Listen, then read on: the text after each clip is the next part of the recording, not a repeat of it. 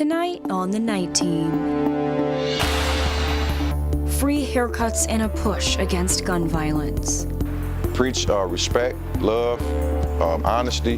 How a local barber is bringing Louisville youth into the conversation to find a solution to ending gun violence. Plus, less than a week to Thanksgiving and the busiest day of the year at a Shelbyville farm. It's that knowing where their food comes from, and they know how we raise it. How Skinner Farm keeps the customers coming back. And later, the custody battle over a young athlete from Africa. When something doesn't go well for that kid, he's dropped like a hot potato. Our focus team investigates the questionable recruiting. Right now on the WHAS11 Night Team.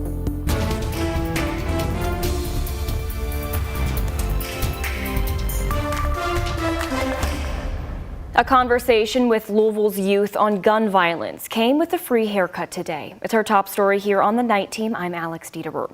The talk is called Cut Out the Beef, and that came out of Highview today.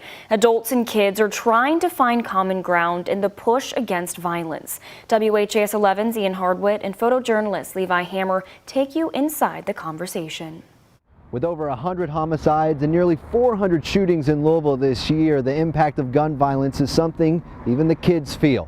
But at London's Barber Shop on Shepherdsville Road, they're trying to build the village that can put an end to it. You know what I'm saying? To have kids open up and talk to us, that's a blessing in itself. In return, shop owner Marcus London gave his own blessing, a fresh cut. Because if you look good, you feel good. While organizer Will Pitts mentored the talk he calls Cut Out the Beef. Take this love and spread it. Most of the room agreed. Having positive figures and a purpose in life moves people off the path to violence. So Pitts brought LMPD officer Deuce Hillrick to the talk. You don't know how your words affect somebody else. Who preached the importance of having face-to-face conversations. Pitts also introduced Kentucky's 2024 High School Teacher of the Year, Kumar Rashad, as a strong black role model. A mentor. We need more of them in these schools, man. Across generations, fingers pointed at social media, blaming it for a feedback loop that fuels disagreement. That's what 17-year-old Chris Wilson thought. And then it just goes back in a circle and it's all built up. And I feel like that's where it probably where it come from. Like when I see you, then it's automatically on 10. Turning tensions down from 10, that's the skill Pitts hopes the children pick up from the sit down. Let's love on each other, man, and be very responsible for your I call it your clique, your friends.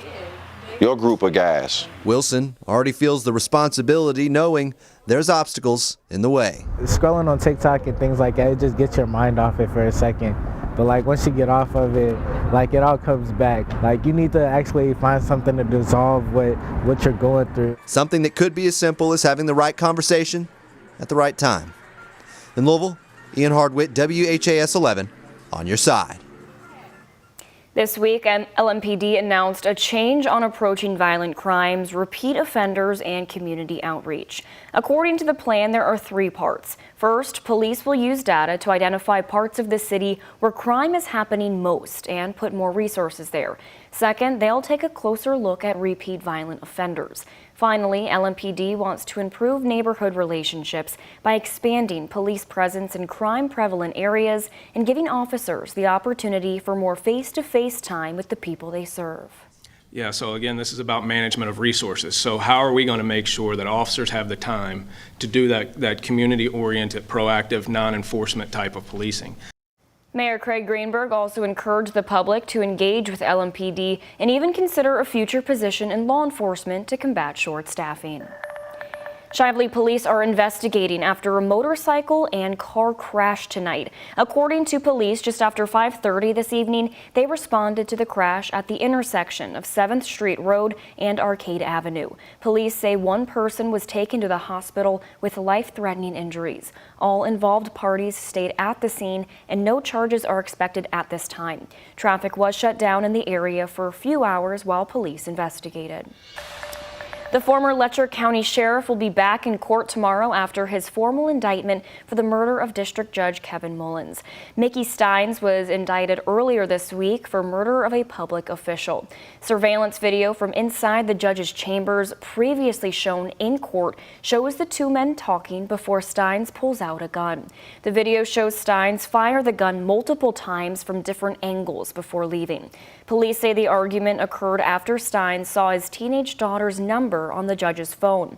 Steins will be back in court tomorrow at noon. President-elect Donald Trump has moved quickly to fill positions in his cabinet, and he's nearly finished rounding out the top jobs in his next administration. However, several of his picks have been met with controversy, including his choice for Defense Secretary Pete Hegseth.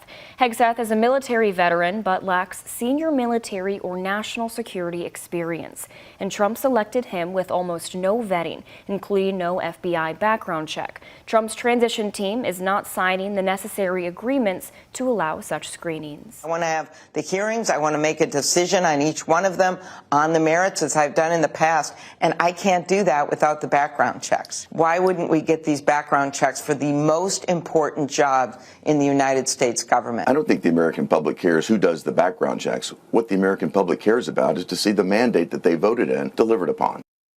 However, Republican Senator Bill Haggerty says Trump's team has thoroughly vetted all of its candidates. Meanwhile, Trump's pick for National Security Advisor, Representative Mike Waltz, has met with the current advisor to discuss U.S. policy and options in Ukraine. Trump has also encouraged Florida State Senator Randy Fine to launch a bid to replace Waltz in the House of Representatives. Well, we're less than a week out from Thanksgiving, and the holiday meal is top of mind for many. One farm in Shelbyville is selling out of their turkeys. They say it's the way they raise their livestock that keeps customers coming back. The WHAS11 night team's Alexandra Goldberg and photojournalist Aspen Hester were on the pasture on their busiest day of the year. There's ducks and a few chickens in there. Welcome to Skinner Farms. These are our horses that we try and find time for in between the farming. 17 acres of Shelbyville pasture. We're doing 4,000 chickens, 50 hogs, and 150 to 200 turkeys a year. And my people can't get enough. And, I don't blame them because it's really good stuff. Owned and operated by this family of four. Dan, Amy, their two kids, and Charlie. Charlie. Hey. Charlie, he's our guardian dog. We visited on their busiest day of the year. Look at these babies. Oh my goodness. This one's going up to Chicago. The only turkey pickup day. You're not going to get a fresh bird anywhere, right? The Sunday before Thanksgiving. There's nothing in those turkeys except for what they get out of our pastures. And it shows up. You can tell when you eat them. These proteins are sold year-round on Skinner Farms, chicken, pork, and beef. But the star of the show are these turkeys. They say that they're selling 140 this Thanksgiving.